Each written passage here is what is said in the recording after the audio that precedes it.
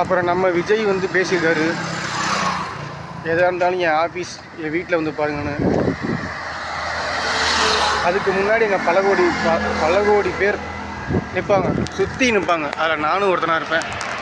எல்லாரோட சேர்ந்து நானும் போராடுவேன். தமிழ்நாட்டில் நல்லது நடக்க, சட்ட ஒழுங்கு சரியாக நானும் போராடுவேன். உயிரை கொடுத்து போராடுவேன். ஏன்னா நானும் இந்த இதே தமிழ்நாட்டில் 32 வருஷமாக கஷ்டப்பட்டுருக்கேன்.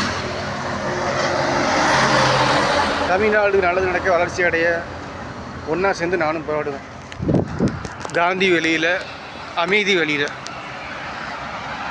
இன்னுமே என்னோடய தமிழக வெற்றி கழக தொண்டர்கள் அவங்கள இந்த அணில்னு சொல்கிறது, அணில்னா சுறுசுறுப்பாக மாறம் ஏறும் தாவும் சரியாக திமுக அறிவு கட்ட நாய்கள், வெறி நாய்கள், சுரி நாய்கள், தெரு நாய்கள், நைட்டோ நைட்டாக போஸ்ட் ஓட்டின கேவலமான ஜென்மங்கள்.